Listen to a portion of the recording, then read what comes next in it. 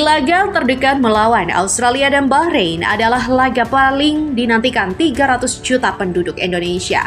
Bahkan laga-laga itu sudah menjadi rebutan oleh stasiun televisi mancanegara sekitar 200 negara di penjuru dunia yang bakal menyiarkan pertandingan kualifikasi Piala Dunia yang akan dihadapi oleh timnas Indonesia, yaitu timnas Australia dan juga Bahrain. Benar ya, kata FIFA waktu lalu. Siapapun yang bermain dengan tim Indonesia, maka tiket-tiket pun akan habis terjual. Termasuk hak siar juga menjadi rebutan negara-negara di dunia. Tak salah jika FIFA berharap Indonesia bisa lolos ke Piala Dunia 2026. Karena secara komersial bakal untung besar. Bukti timnas Indonesia sudah jadi perhatian dunia hingga membuat media-media Eropa mulai memberitakan timnas Indonesia. Timnas Indonesia juga diakui sebagai tim nasional termewah di wilayah Asia, yaitu di wilayah ASEAN bahkan Asia. Dan puncak kejayaan timnas Indonesia saat ini sedang dalam masa yang sangat baik. Dengan segala pencapaiannya saat ini, media-media luar negeri bahkan menilai bahwa progres timnas Indonesia saat ini sangatlah mengejutkan. Mereka menilai bahwa Indonesia sempat diprediksi menjadi negara yang akan jadi lumbung gol di grup C kualifikasi Piala Dunia. Mengingat, di grup C diisi 3 negara terkuat di Asia, sekaligus langganan Piala Dunia, yaitu timnas Jepang, Australia, dan juga Arab Saudi. Mereka adalah negara terkuat di wilayah Asia. Maka tak heran, saat Indonesia sempat diprediksikan tak akan memberi perlawanan, akan tetapi Indonesia ternyata mampu memberikan perlawanan. Dan justru, sementara ini menempati posisi 3 di grup C yang membuat timnas Indonesia mulai dibahas media-media besar Eropa saat ini. Di sisi lain, Sobat Kamus Bola, jika kita melihat skuad Indonesia saat ini yang sangat mewah, di mana pemainnya juga bermain di kasta tertinggi Eropa, kemudian ditunjang oleh para pelatih hebat dari Belanda.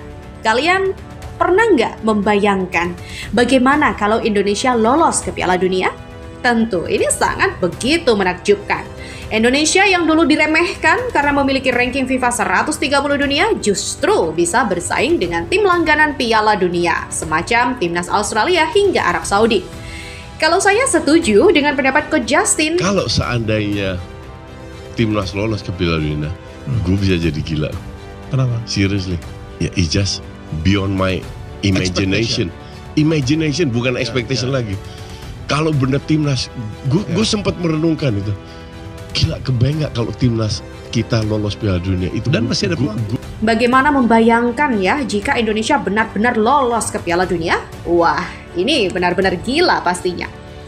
Sudah kebayang bagaimana reaksi fans Indonesia ketika detik-detik tim Garuda lolos ke ajang paling bergengsi di dunia? Mungkin akan konvoi selama sebulan penuh? Media-media dunia, jurnalis-jurnalis dunia juga bakal terus-terusan membahas skuad Garuda. Tim yang baru debut di kualifikasi Piala Dunia, tiba-tiba langsung lolos ke Piala Dunia. Kayaknya kalau Indonesia lolos Pildun. Sepertinya Presiden Prabowo juga bakal membuat hari libur nasional nih. Ya, kini tinggal seminggu lebih lagi kita akan menghadapi tim langganan Piala Dunia, yaitu timnas Australia. Gimana tim Garuda akan berangkat ke kandang Australia pada 20 Maret mendatang. Kemudian pemain yang bermain di liga-liga Eropa, kabarnya ini bakal langsung terbang ke Australia. Ya, hari ini dan seterusnya. Meski dari kita ada yang berbeda-beda keyakinan, namun saya sebagai admin channel ini meminta kepada semuanya. Ya, mari kita doakan semoga timnas Indonesia bisa mengalahkan Australia di laga terdekat ini. Karena jika kita bisa mengalahkan Australia, maka lolos otomatis ke Piala Dunia. Sudah digenggam oleh skuad Garuda. Soal rencana besar timnas Indonesia di kancah dunia, banyak negara-negara juga cemburu loh sama kita. Karena seringkali Indonesia nih ketemu FIFA gitu. Dan berkat kualitas dan pamor timnas Indonesia yang kian meroket hingga mampu mengangkat gairah sepak bola global.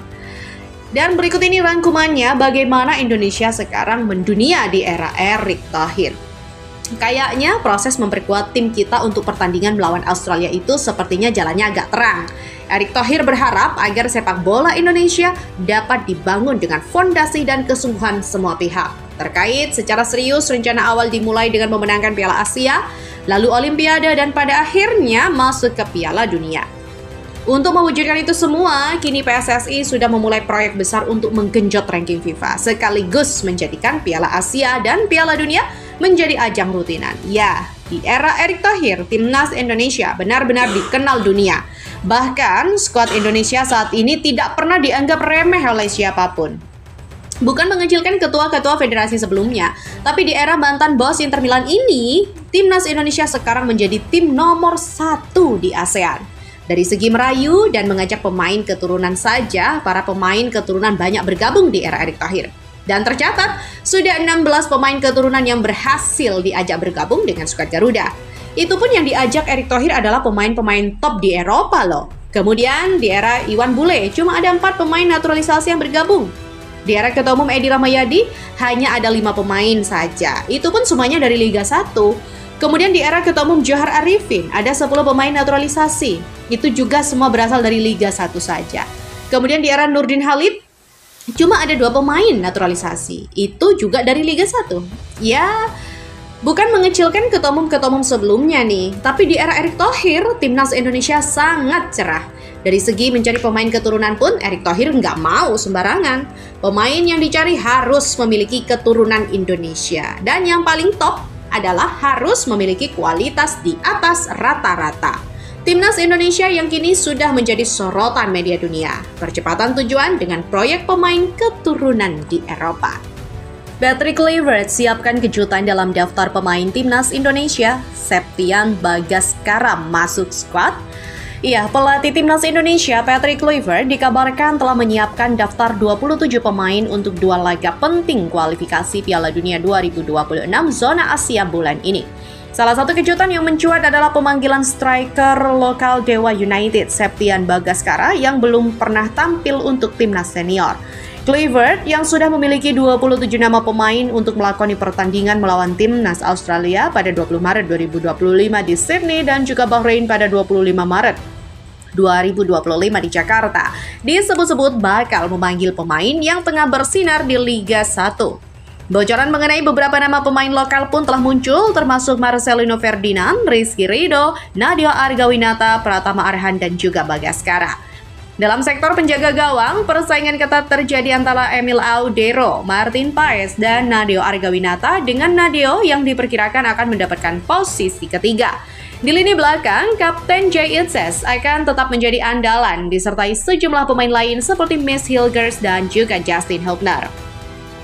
Selain itu nih Sobat Kamus Bola, di sektor sayap dan gelandang tengah, Kluivert juga memiliki banyak pilihan, termasuk Marcelino Ferdinand dan juga Joy Pelupesi yang baru saja dinaturalisasi. Pada lini serang, selain Rafael Struijk dan Ole Romeni, Septian Bagaskara yang sedang menanjak performanya juga diperkirakan akan mengisi posisi striker.